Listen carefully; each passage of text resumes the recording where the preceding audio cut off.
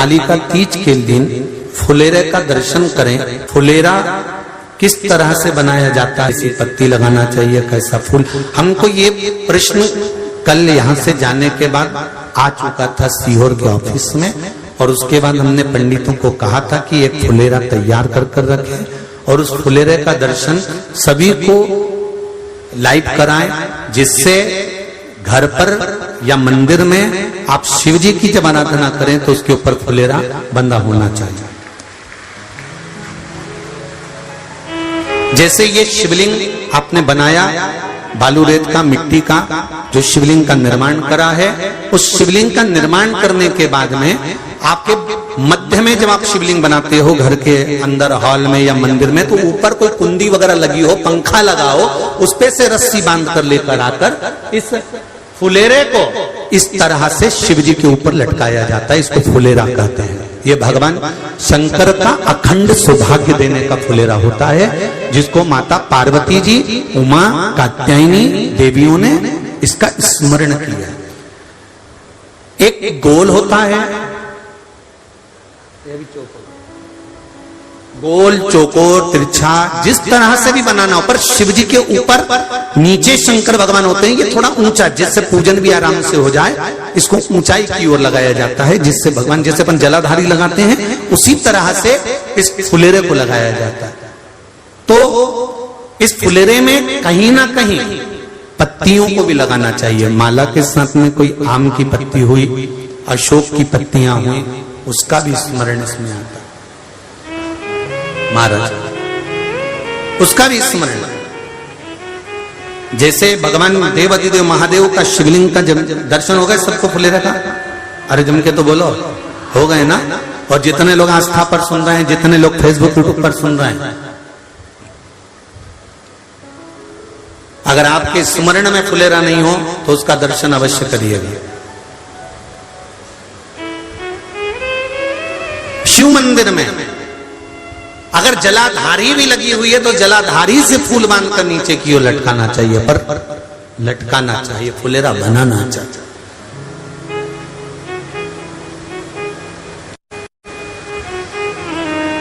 सात फल हैं फुलेरा के। कितने फल हैं? 7। ध्यान दीजिएगा। पहला, फुलेरा जो नारी व्रत करती आती है और व्रत कर्म उसका चलता रहता है, उस व्रत कर्म के अंतर्गत मान लो किसी कारणवश बीमारी में, कोई गमी के अंतर, कोई सूतक सावड़ के अंतर्गत अगर नारी पूजन नहीं कर पाती है, पूजन नहीं कर पाई और उसने केवल फुलेरे का दर्शन ही कर लिया, अपने पलंग पर पड़ी पड़ी भी फुलेरे का दर्शन कर लिया है, तो नारी को हरतालिका तीज के व्रत का फल प्राप्त हो जाता है। 7 फल हैं भगवान शंकर के हरतालिका तीज के फुलेरे का। पहला फल व्रत का मूल। दूसरा,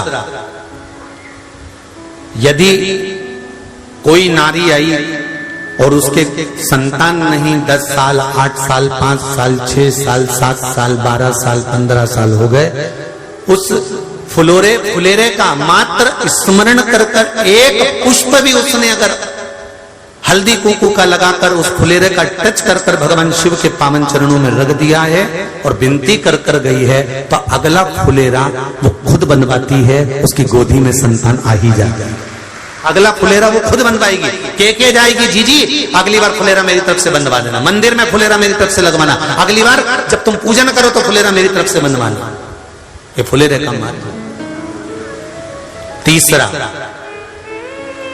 महाराज हम कोई दान, गौदान, हरतालिका तीज की किताब है आपके यहाँ, जो लोग पढ़ते होंगे हरतालिका तीज की किताब, उसमें लिखा है ब्राह्मण देव को ये दान देना है, ऐसा दान देना है।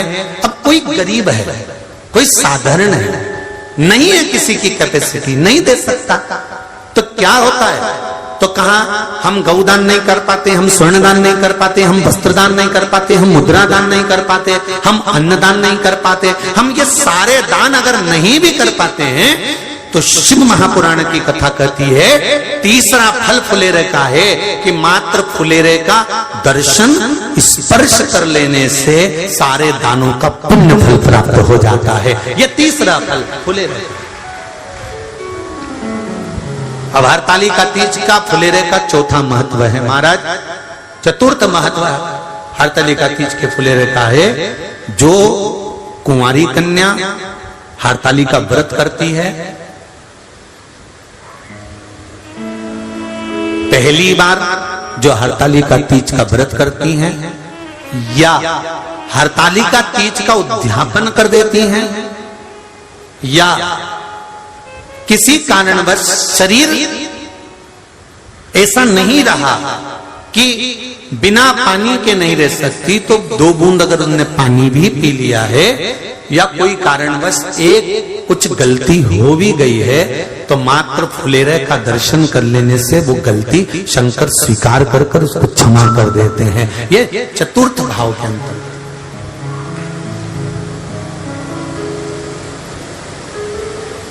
फुलेरे का अगला वर्णन करा गया महाराज शिव तत्व की ओर, शंकर भगवान की ओर। हम ना काशी जा सकते हैं, हम ना सोमनाथ जा सकते हैं, हम ना किसी स्थान पर जाकर एकांत में भगवान शंकर का स्मरण कर सकते हैं।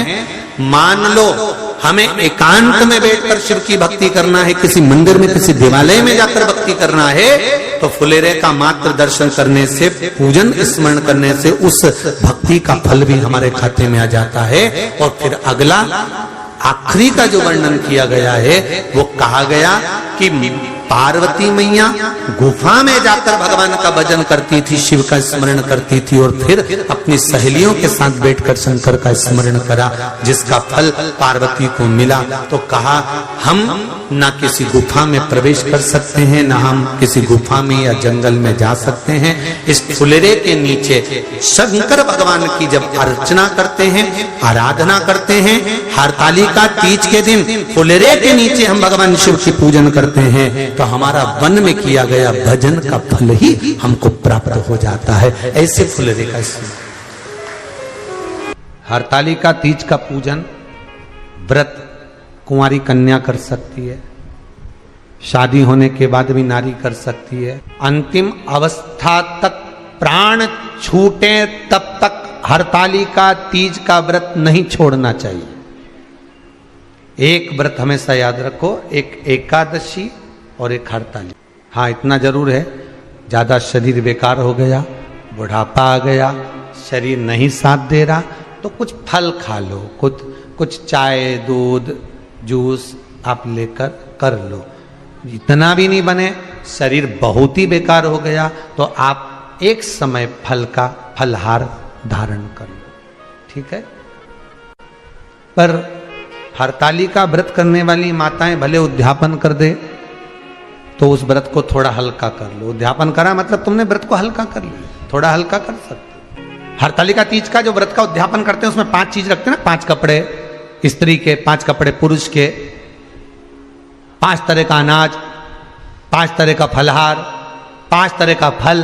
तो 5 तरह का जो फल रखाता है हरतालिका तीज के उद्यापन में, दुनिया के लोग उस 5 तरह के फल को केला गिन ले, पपीता गिन ले, मौसम्बी गिन ले और अनार गिन ले, संतरा गिन ले, सब कुछ गिन लेते हैं, पर उस 5 तरह के फल में धतूरे को नहीं गिनते। पर शिव कथा में वर्णन आता है, हरतालिका तीज के उद्यापन में लिखा हुआ है सबसे पहले 5 फल अगर गिनना है तो उसमें पहले धतूरे को गिनो, क्योंकि शंकर को वो प्रिय होता है, शंकर उसको स्वीकार कर लेता है। और धतूरा शंकर भगवान को क्यों चढ़ाया जाता है उसका प्रसंग आपको पहले भी कहा, आज फिर कहते हैं। धतूरा जब हम भगवान शंकर को समर्पित करते हैं तो हमारा कोई कार्य अटक रहा होता है, जिस कार्य को बार बार एग्जाम में बैठे हो, बार बार परेशान हो रहा है, बार बार इंटरव्यू देने जा रहे हो, नहीं हो रहा, एक बार धतूरे को हृदय से भगवान को प्रेम से, करुणा सागर मेरे शंकर को दिल से एक बार वो धतूरा भगवान से विनती कर उसको चढ़ाओ तो सही, भगवान तुम्हारा कार्य सफल कर देगा। पर दिल से चढ़ाना, हृदय। हरतालिका तीज की पूजन करने वाले को चाहिए कि बालू का, मिट्टी का शिवलिंग बनाना चाहिए। फुलेरा जो बनाया गया है ऊपर शंकर जी के ऊपर लटकाने के लिए, टांगने के लिए उसके नीचे शिव, पार्वती, गणेश जी की सुंदर बालू की मूर्ति बना लेना चाहिए, पार्थिव लिंग का निर्माण कर लेना चाहिए, शिव की आराधना करना चाहिए, जो फल आपके पास में हो शंकर को समर्पित करना चाहिए, पूजन करना चाहिए, आराधना करो। सबसे पहली पूजन हरतालिका तीज की प्रदोष काल के अंतर्गत हो जाना चाहिए, शाम के समय पर। प्रयास करा करो प्रदोष काल के समय पर पहली पूजन हो जाए तो ज्यादा अच्छा है। पर लोगों की आदत रहती है कि 8 बजे तक, 8:30 बजे तक, 9 बजे तक पहली पूजन करें, फिर दूसरी आराम से, फिर तीसरी, फिर आराम से, फिर चौथी। तो ऐसा सब अपने अपने हिसाब से।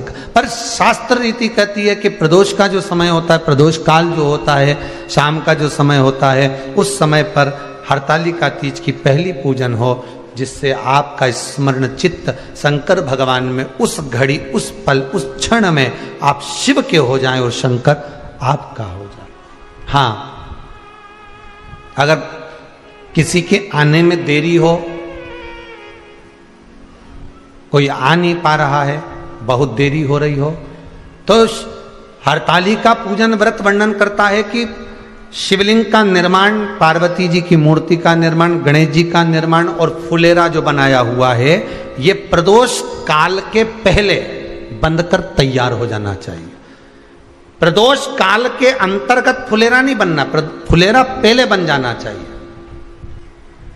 और बहुत विशेष बात ध्यान रखिए हरतालिका तीज की, कि शंकर जी का जो अपने स्वरूप बनाया है, पाटे में, थाली में, चौकी पर, चौरंग पर जो स्वरूप बनाया है, वो पहले नहीं रखना है।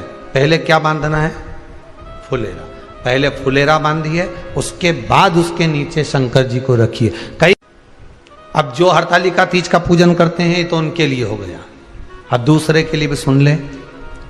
जो नारी हरतालिका तीज का पूजन नहीं करती, व्रत नहीं करती, साधना नहीं करती, उसके लिए भी कहा गया कि आप अगर ये व्रत नहीं करते हो तो एक कार्य जरूर करना, कहीं पर फुलेरा बंधा हो, हरतालिका की पूजन हो रही हो, 5 मिनट 10 मिनट निकालकर अपने आसपास के किसी पौधे में से पत्तियां लेकर या पुष्प लेकर, 5 वृक्ष की पत्ती या 5 वृक्ष के पुष्प लेकर शंकर भगवान को जब पूजन हो रही हो, 5 मिनट माताएं जब पूजन कर रही हों, तब आप भी उस पुष्प को, उस पत्तियों को शंकर को समर्पित कर सकते हो। ये नहीं चढ़ा सकते तो 5 फल नहीं चढ़ा सकते तो 5 कुछ भी पुष्प आदि का आप शिव को समर्पित कर।